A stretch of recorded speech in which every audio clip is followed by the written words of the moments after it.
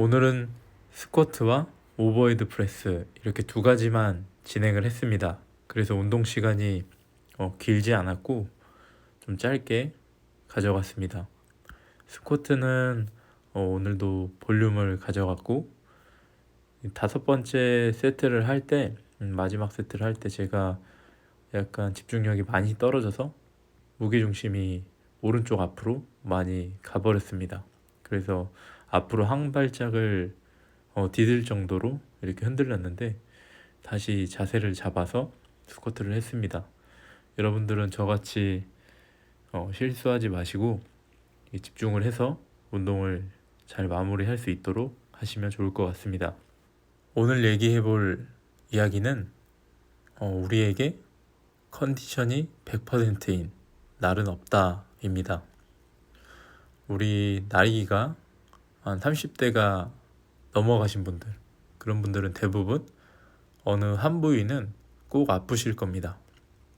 예를 들어 팔꿈치가 아팠다가 괜찮아질 때쯤 반대쪽 팔꿈치가 아프다던가 아니면 어깨가 아프다던가 뭐 손목이 아프던가 뭐 허리가 아니면은 뭐 골반이 무릎 안쪽 바깥쪽 뭐 발목 뭐 손목 이런데 목도 아플 수도 있고 이렇게 어느 한 부위는 꼭 아프실 겁니다. 돌아가면서. 근데 우리가 이런 몸 상태 완전히 좋아질 때까지 운동을 쉬면서 기다린다면 과연 1년 중에 운동을 할 수 있는 날은 며칠이나 될까 궁금하게 됩니다. 아마 할 수 있는 날이 며칠 없을 겁니다. 그렇기 때문에 우리는 이런 몸 상태 속에서 몸을 관리하면서 계속 훈련을 이어나가는 법을 배우셔야 합니다. 이게 정말 중요한 포인트입니다. 몸 상태가 안 좋아도 운동을 할 수 있는 법. 그래야지 저도 그렇고 여러분들도 그렇고 이 운동을 정말 좋아하시는 분들, 이런 분들이 평생 운동을 할 수 있는 겁니다. 관리하는 방법은 제가 허리를 재활한 것과 크게 다르지 않습니다. 몸을 계속 써주려고 하는 겁니다. 근데 이것도 부상마다 다르기는 한데 그래도 대체적으로 운동을 쉬지 말 것, 이게 가장 중요한 포인트인 것 같습니다. 더 깊게 들어가서 설명을 하자면 예를 들어서 오버헤드 프레스를 할 때 어깨가 불편하다 이렇게 쳐봅시다. 그러면은 어느 구간에서 어깨가 불편한지 그걸 체크를 해야 됩니다. 만약에 팔을 80%까지 폈을 때는 괜찮은데 마지막 20% 구간에서 어깨에 통증이 온다 한다면은 일단은 그 20% 구간을 반복하지 않는 겁니다. 팔을 80%까지 피는 겁니다. 그리고 반대로 이 처음 시작 구간에서 어깨가 아프다, 처음에 이마까지 뜰 때 어깨가 아프다 한다면 렉에 들어가서 핀 프레스를 하는 겁니다. 이 안전바를 이 이마까지 걸어놓고 그 구간에서 쭉 피는 그 구간까지만 훈련을 하는 겁니다. 이런 식으로 변형해서 계속 훈련을 이어나가야 됩니다. 만약 어떤 동작을 할 때 애초에 스쿼트를 할 때 허리가 아프다, 무릎이 아프다, 데드리프트를 할 때 허리가 아프다 한다면은 저는 가장 큰 문제점은 내 몸이 아니라 내가 하고 있는 자세에 가장 큰 문제가 있다고 생각을 합니다. 아마 이게 정답일 겁니다. 왜냐면은 저도 예전에는 나는 컨벤셔널 데드리프트를 할 수 없는 체형이야 라고 생각을 한 적이 있습니다. 그리고 실제로 허리도 굉장히 많이 다친 적도 많았고 그래서 나는 컨벤셔널 데드리프트를 할 수 없는 체형인 줄 알았는데 지금 와서 돌이켜서 생각을 해보면은 그냥 내가 할 줄 몰랐던 겁니다.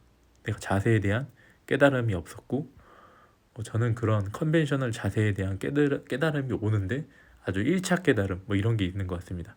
1차 깨달음을 얻는데 한 2, 3년이 걸렸고 지금 기준에서 보면 지금 한 4차 정도 온 것 같은데 이렇게 깨달음이 계속 오면서 점점 더 가벼워지고 안전하게 될 수 있는 방법을 깨우치는 것 같습니다. 여러분들도 끊임없이 자세에 대한 고민 내가 힘이 이거밖에 없을 리가 없는데 라는 생각을 하면서 안전하게 힘을 쓸 수 있는 방법을 찾아야 됩니다. 그래야 안 다치고 오래 운동을 할 수 있습니다. 그래도 내가 만약에 허리를 다쳤다. 그럼 운동을 쉬는 게 아니라 이 다친 와중에 이 다쳤는데도 수행할 수 있는 그런 자세를 찾는 겁니다.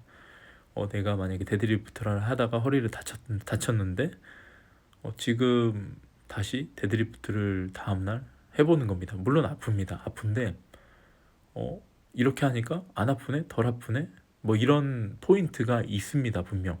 그래서 다치면서 자세가 더 좋아진다라는 말들이 있습니다. 물론 안 다치고서 이걸 깨우치면 가장 베스트지만 그거는 정말 쉽지 않고 유능한 코치 옆에 두고 계속 많은 대화와 코칭을 받으면서 훈련을 이어나가야 안 다치고 나의 자세를 정확하게 깨달을 수 있는 것 같습니다. 하지만 그게 쉽지 않기 때문에 만약 여러분들은 어떠한 부상을 입게 됐다면 이걸 오히려 좋은 기회로 삼고 내 자세가 잘못됐었구나 라는 생각을 갖고서 내 자세를 한번 변형을 시켜보려고 하면 좋습니다. 새로운 큐를 적용시켜 보는 거죠. 이런 식으로 저는 여러분들이 계속 운동을 쉬지 않고 이어나갔으면 좋겠습니다. 이래야지 80살 죽기 전까지 운동을 하고 죽을 수 있을 것 같습니다.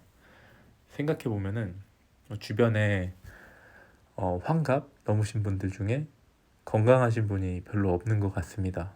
운동을 할 수 있는 분. 근데 만약에 저희가 이 스트렝스 트레이닝을 그 나이까지 계속 하고 있다고 한다면은 주변 분들은 병원 다니고 제대로 걷는 것도 약간 힘들어 보이는데 우리는 그때도 스쿼트를 할 수 있다면 훨씬 더 삶의 질이 올라가서 행복한 삶을, 행복한 노년을 보낼 수 있다고 생각을 합니다. 저는 그걸 바라보고 지금도 아주 즐겁게 스스로에게 항상 도전하듯이 운동을 하고 있는데 그 나이 때도 저는 도전하듯이 지금처럼 운동을 할 겁니다. 아마 그때가 되면 좀 더 많은 지식, 좀 더 내 몸을 잘 관리하는 깨달음을 얻었을 것 같고 그래서 저는 지금처럼 죽을 때까지 이 운동을 할 생각입니다. 같은 동작을 하더라도 어떤 동작은 그 부위에 부담이 엄청 가는데 어떤 동작은 오히려 그 부위에 더 강화되게 하는 동작들이 있습니다.